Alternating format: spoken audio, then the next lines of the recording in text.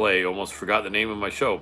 And you can see these on YouTube and MMA Power Hour. We did video podcasts for over 6 years, and then a lot of Twitter Spaces, and so there's a bunch of video content and stuff of me covering the fights and interviews of the UFC, and so a lot of good things that I was involved in, and we're going to jump back in. I had a very close loved one pass away, and so it's been tough lately, and I haven't been out there grinding, but I will resume. And here's a little taste of some of my thoughts and a little love for YouTube here, with a breakdown of somewhat of a breakdown of my first look at the first three fights of the prelims at this Saturday's UFC Fight Night 229, on which is Grant Dawson versus Bobby the King Green. We got Montana De La Rosa and JJ Aldrich. I've interviewed Montana a couple times. Really, really nice woman. Good fighter. She's coming off a couple of tough losses. Macy Barber was a pretty close fight, but Macy got the decision. And then she did get caught by Tatiana Suarez. No shame in that. Tatiana's a killer. And she's coming back here after about 6-7 months off of that fight with Suarez, going up against JJ Aldrich. This fight will be at 125. JJ fought a lot of fights at 115, but has had a few fights at 125. She did lose to Erin Blanchfield and Ariane Lipsky, and is coming off a win over Na Liang. JJ's 31 years old, 5'5", 125 pounds.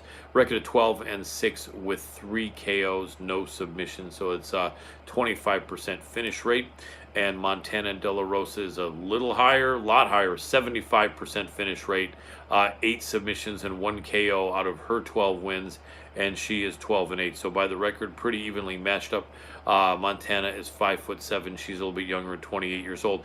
I respect both women a lot. I'm favoring Montana De La Rosa. I think Montana can win this fight, and the odds makers are feeling that it's a close one. Montana just slight favorite, maybe 1.5 to 1, give or take. So that's my thoughts. There should be a good opening fight, and both women have fought a lot higher up on cards than being the opener, but it is what it is. You know, a fight is a fight. And anyway, next fight we have Aori Kaling versus Johnny Munoz Jr. Aori is a tough guy. Usually when I think he will win, he loses, and usually when I think he's going to lose, he wins.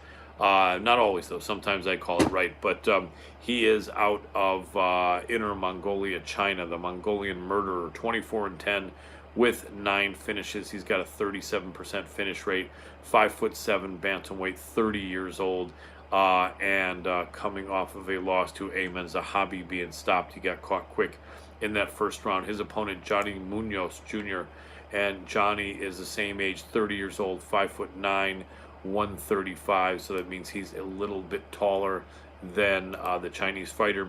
And Munoz is a record of 12-3. So wow, only about a third of the fights, 34 fights against 15. That's not a third. That's nearly a half of the fights. A little bit less than half. Johnny did lose to Daniel Santos. Before that, he beat Ludovic Sholinian, which is, I think, would be a fellow Chinese. No, it isn't. Sholinian is from Ukraine. That's not another Chinese fighter. Shows what I know. Anyway, he's been winning and losing a lot of tough fights for Johnny Munoz Jr. I'm favoring Munoz. Kid Kvenbo. I think the American wins this fight, and I feel pretty confident in that, but hard to say. Let's see what the odds makers are feeling.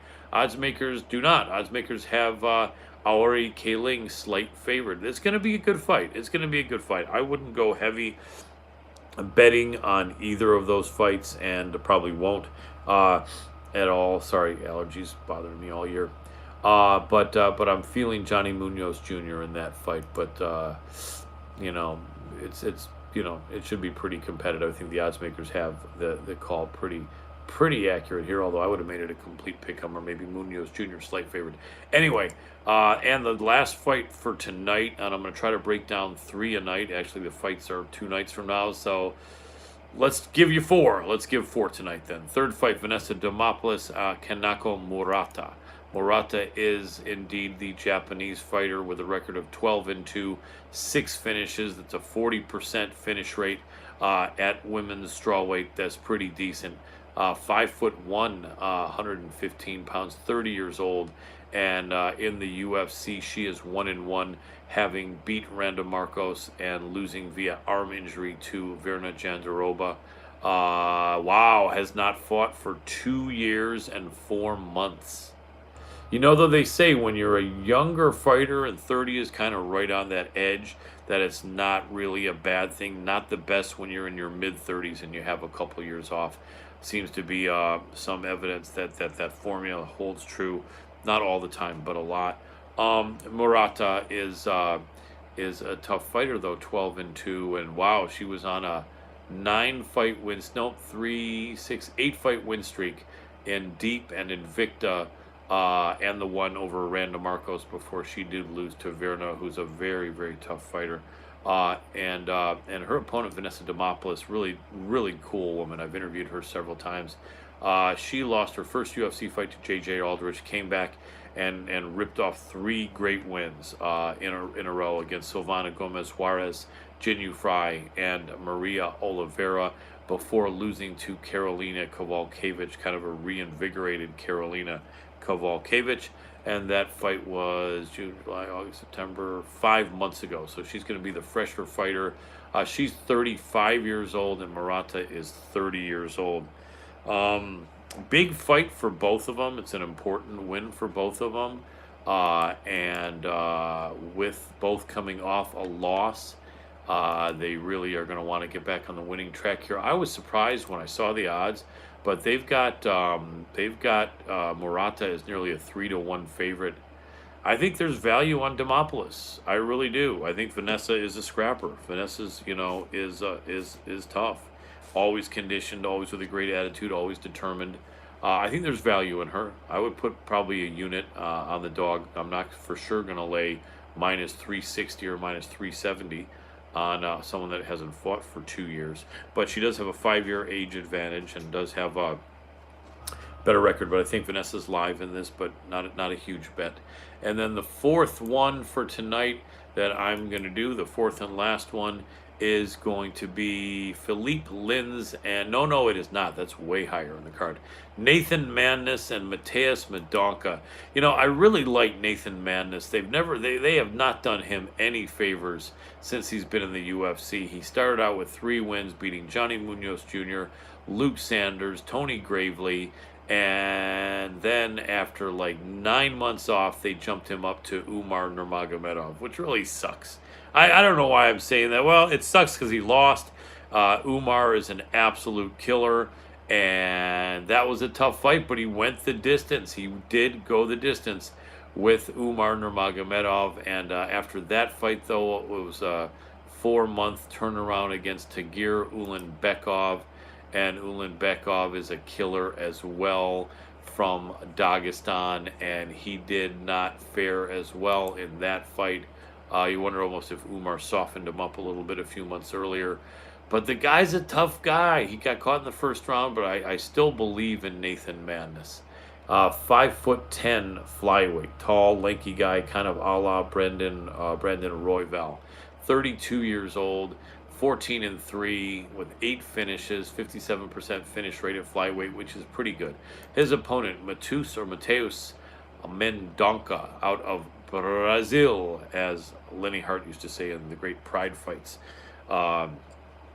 And he is 24 years old. Wow, how old is Nathan again? 32. 8-year age advantage, but you know what? I don't call it that 100%. I just feel that fighters under 26 in the UFC are mostly not winning. Some are, but mostly not.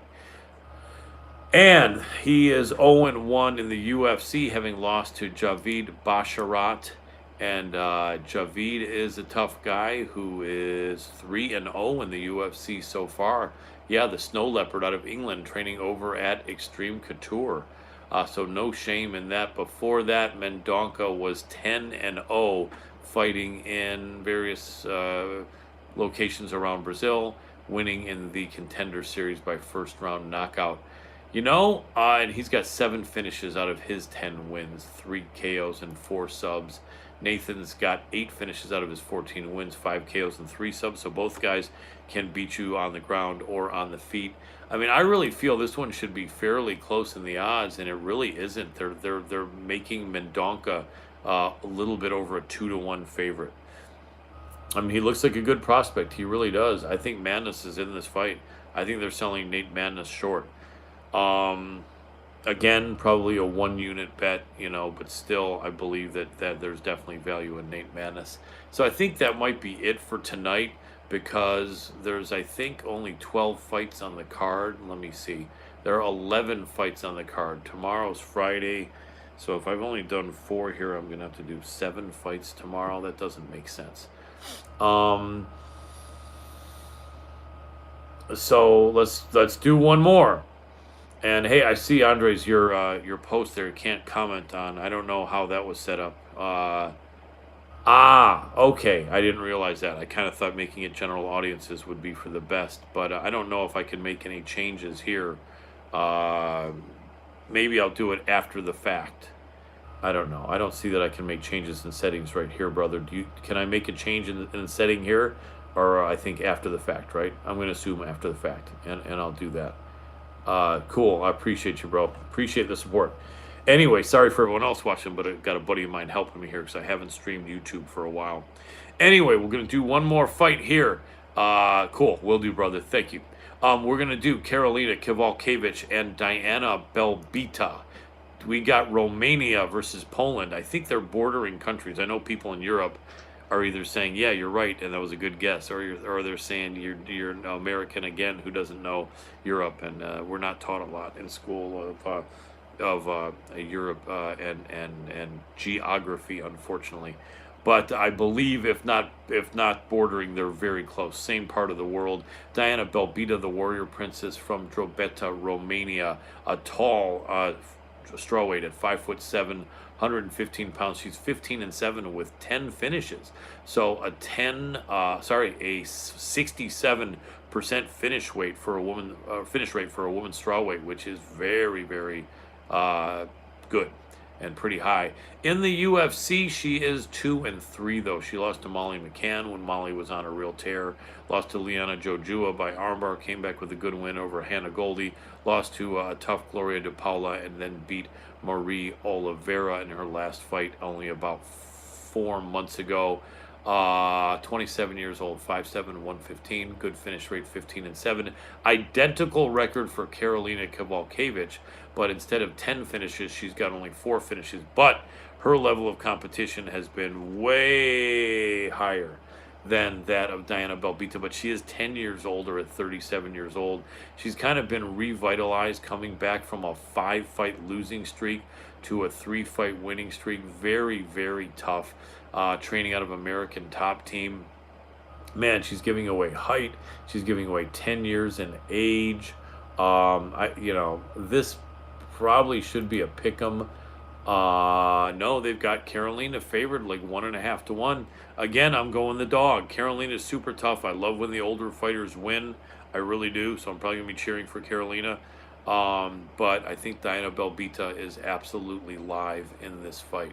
And so what we have, I think, is that should be everything, because then tomorrow I will do the final 6 fights. So what did I do? 5 now? Yeah, I did 5 now.